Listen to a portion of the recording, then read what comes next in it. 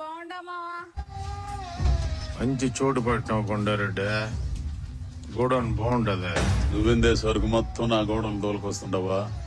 వాడు సరుకు విషయంలో అవతాపం చేస్తున్నాడని అట్ట చేసినావబ్బా. అటు పోలీసు వాళ్ళు చెబితే సరుకు మొత్తం తీసుకొచ్చే నీ గోడౌన్ లో పెట్టేసిన భద్రమే కదా. కొండారెడ్డి మా మీద నమ్మకం లేకుండానే జాలరెడ్డి గారు ఎప్పుడు చూసినా కానీ ఆడపిల్లకాయలు వెంటేసుకొని తిరుగుతూ ఉంటాడు. మన గుంట మనం నవ్వుకున్నట్టే.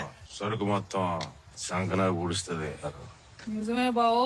పుష్ప అనే సరైన కుర్రోడు వచ్చాడు. ఆడు కొత్త పిల్లకి అంటాడావు నమ్మచ్చా?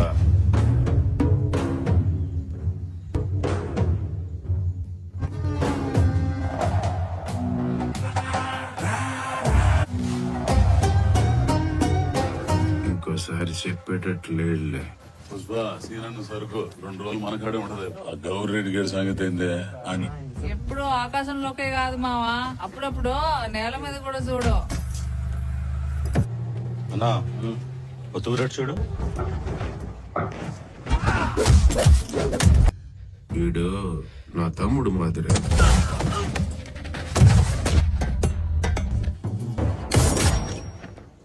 ఎతకపోయి అడుగులు పారేయండి.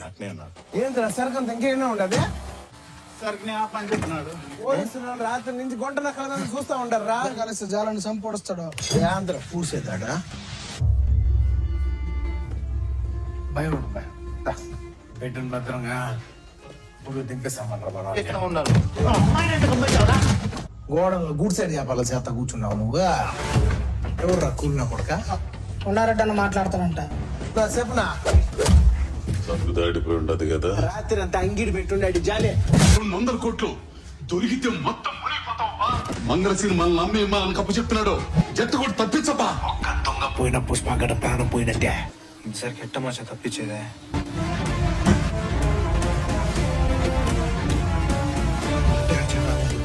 ఏదైనా మిడిగుడ్లు చూస్తా ఉంటారా? పోలీసులు వస్తా ఉంటారా?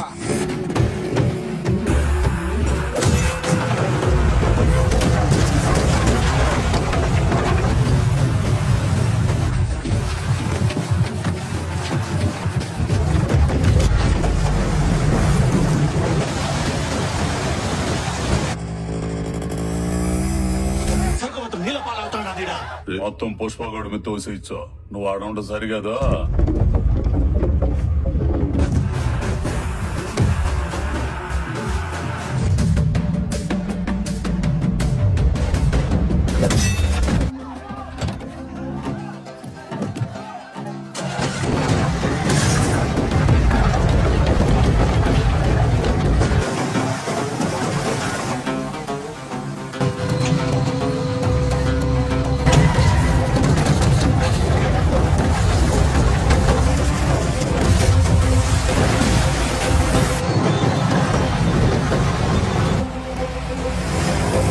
పుష్పగాడు దొరికేసినాడ్రా. సీనన్ ఓడి ఇంకా వదలడు. అవును.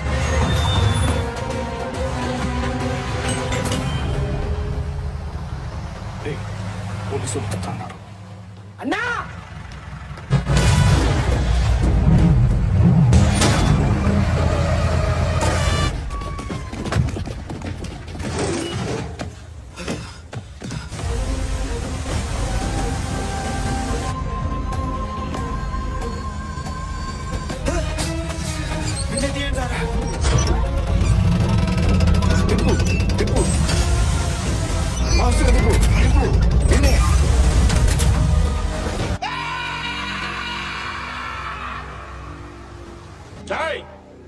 సరుకుంటారా? గోవిందప్ప సార్కి మనందరం థ్యాంక్స్ చెప్పాలరా పటాసా. సార్ కోపం వచ్చేలాగున్నది. సొక్క కూడా లేదా కాలర్ పట్టుకునేకే. ఈ లోకం మీకు తుపాకి ఇచ్చిందే, నాకు గొడ్డలు ఇచ్చింది. యుద్ధం కూడా ఇప్పుడు నేనే గెలిచిన.